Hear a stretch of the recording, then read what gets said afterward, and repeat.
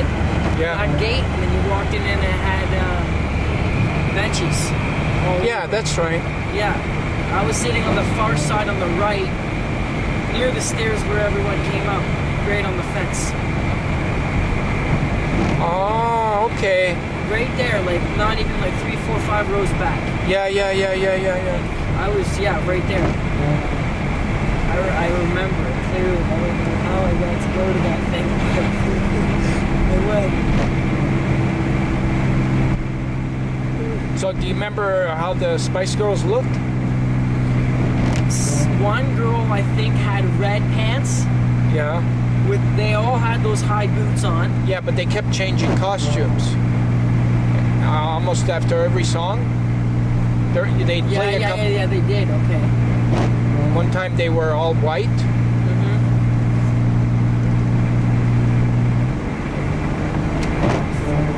I think I have, because my sister has a CD when they were there. And it's the one with the world on the front. Yeah. Spice Girls in the world. Oh, yeah. Do they have their poster? Yeah. I don't know if she has it. Because they were signing posters at the end. Yeah, she did. I remember that. I remember somebody was signing posters. Well, they're the ones that wrote the song for us. The step-by-step song. No. Yeah. Yeah, in a recording studio. Really? Yeah, in Toronto. Strokes. Yeah, that step-by-step song was done by them. That blonde, you know, the Baby Spice? I was just going to say Baby Spice, yeah. She's the one who engineered it all. Like, she helped write the lyrics. Really? That's messed up. I can't believe that. That's crazy. Didn't even know each other. And then the year after you were down in Sherbrooke again doing the walk. Yeah, a year after I was doing the Canada walk. That was the Ontario walk. Yeah. No, I didn't even know you were on Ontario walk. I knew you. This is the Liver Foundation was saying a guy from Toronto who's doing a walk across Canada for organ donation, blah, blah, blah, blah, blah. Christian, we want you to go meet him. I'm like, all right, I'll go meet the famous guy, blah, blah, blah. We go down there, I'm shy as hell, so I didn't really say anything. I was like, get the hell up there, I'm so sorry. Go get a poster sign, Kris. Mister, can you sign a poster for me? Yeah, I got the picture where I was signing. You've seen that already. Oh, yeah. With Million your hat times. on backwards with your Canadian shirt. Yeah. Mine with the please don't take your organs to heaven shirt. Yeah. And then my dad's like, Kris, aren't you gonna tell him what who told you about me? Did I tell you or did my dad tell you? About what? About me. No. You told me. You lifted up your shirt. Yeah? Yeah, when you introduced yourself. Yeah. And then you lifted up your shirt. And you said, I've been waiting for a liver transplant for 10 years now. You were 10 years old at the time. And that's right after that. I called the reporter to say to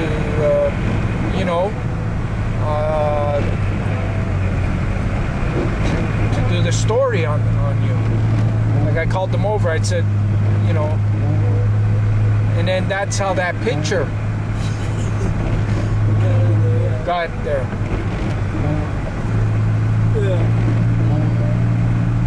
That was how that picture got there. So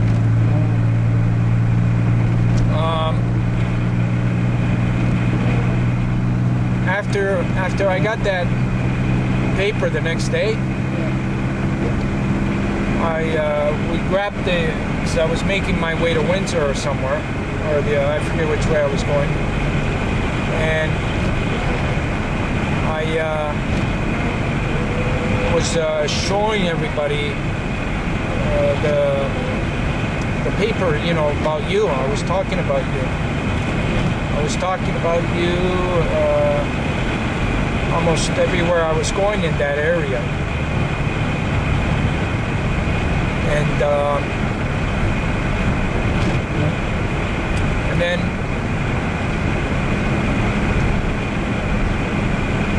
I saved the paper because I was building a scrapbook. Yeah. So every time I would show people would see the journey, I would say, you know, when we got to Sarnia, I would tell them your story. Right? So after I, you know, went across, went to see the Pope, came back, and I was making my way on the homecoming. And I had arranged things with Source for Sports. I forget how we got a hold of each other or how that happened. I think because that guy from Source for Sports was organizing everything. Yeah. And I think it was probably still for the River Foundation because I'm pretty sure I was still involved with that. Because I remember that day when I came there, we had it all organized. I think we gave you a picture of me, and I remember it was the first time we ever met. yeah, And then we had there was like donuts and cheap coffee and stuff. yeah. And I had a couple of my friends with me because you said it was a run or something or whatever. So I grabbed a couple of my friends to do it as well. And then I'm trying to remember though if it was your dad that contacted me. I don't know, Because your dad or somebody contacted me telling me that you were going to be coming out. yeah. So I talked to the Source for Sports guys to include you in all the stuff, Yeah. you know, and that's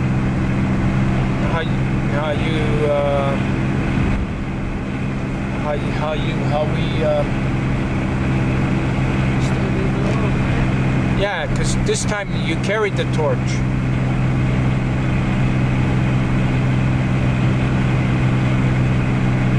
And I was with Kirk. Yeah. And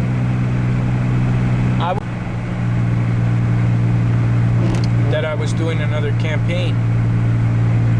And that I was looking for someone to carry the torch, but younger. And there was a few people that we were looking at that time, including that there was a 21-year-old girl in university. She needed a liver transplant from London. We were in contact with her, and we were also in contact with this girl from Red Deer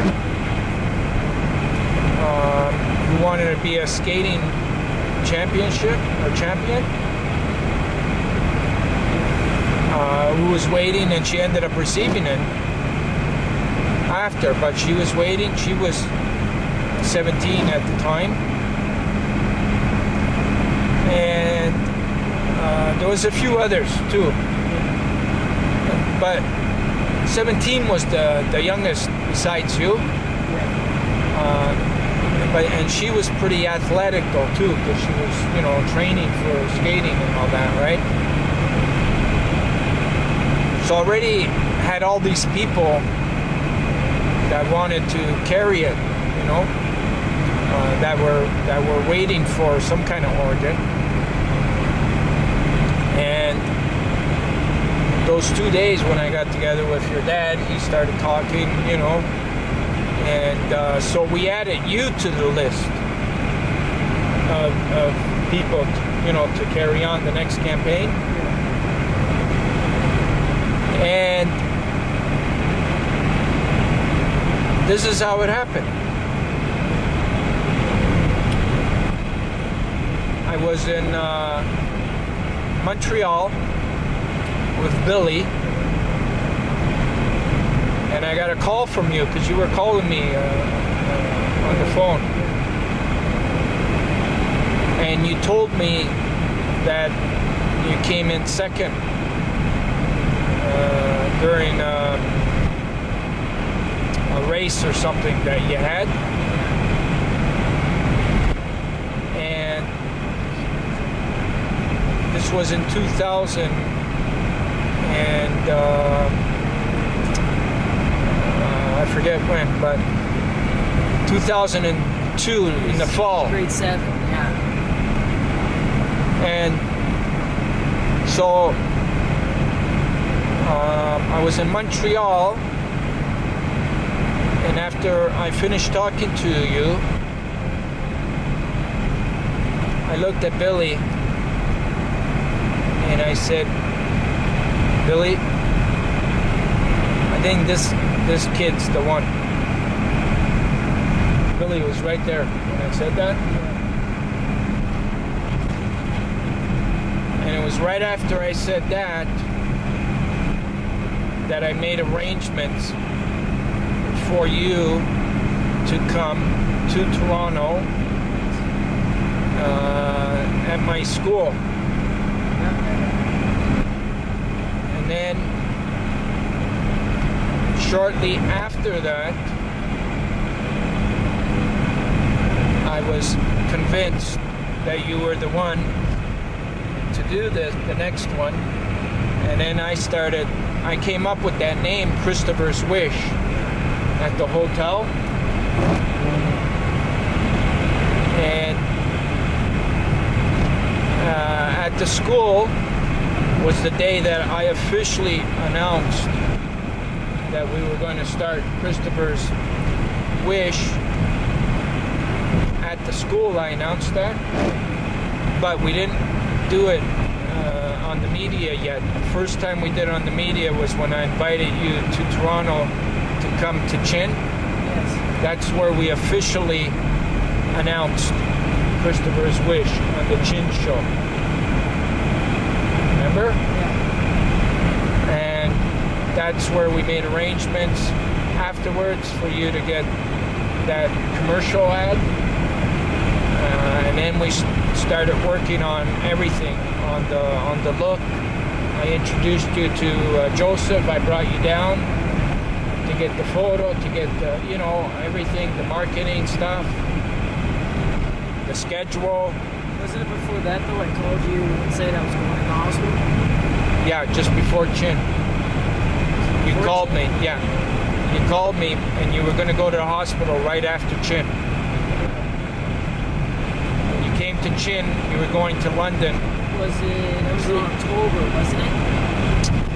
Or was that in December? I think it was in October because I went in on Halloween. And the day after Halloween I got the surgery. And then it didn't work, so I had to go back in the next day to fix it. Yeah. And that's when they said that it went well, blah blah blah. Yeah. Yeah, that's right. Yeah, that's right. If it went well, then we were ready to move on this. Yeah.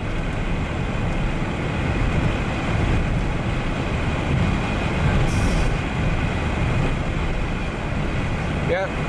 So then right after that, I arranged the Queen's Park, the big Queen's Park thing for you. And then really announced the entire campaign, how what was going to get done with the website, with everything, the whole 9 yards.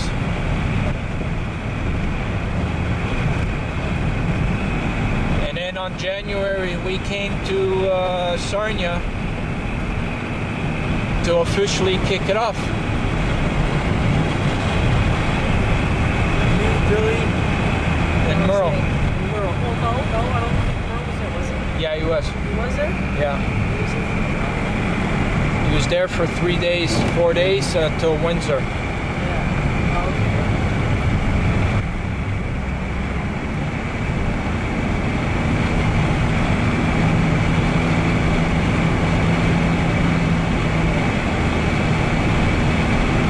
So during this whole journey, everything's connected. Why things are happening. Right from the, and even with today and with you calling me 2 days before or whatever, there's something up with that. It was almost a week. It's 5 days, I guess, before. Yeah. Call John like a Tuesday. Yeah. And you're like, okay, we're doing this 2 weeks. We come down before a week before. Like, alright. So from Tuesday to Friday, I actually scheduled everything at the school to let that was my goal. You were telling me, Kris, get the school first to notice that you're going on the road, blah blah blah. Oh, alright, I guess I can do something. I don't know how the hell I pulled it off with the teachers and everything. Well, yeah, I kept telling you to get on the student council or learn to become. Because I said you could run for the Prime Minister's office in about 5-6 years. Yeah. You'd be the youngest person to run. I couldn't. That's too big of a head for me. I can't do that. It's too big of a role. No, I know, but that's why I said to go on the student council and to start learning how to debate and everything. No, I'm not into that school. I don't do any school activities. I don't like it. I just go there, do what I have to do, and that's it. I wasn't all into the big school thing. I never was when I was younger, just because if I couldn't play any sports, I might as well not do anything else. The school. Because that was my main goal. First while, actually, grade 10 and 11, I trained for wrestling. Maybe put all these people and everything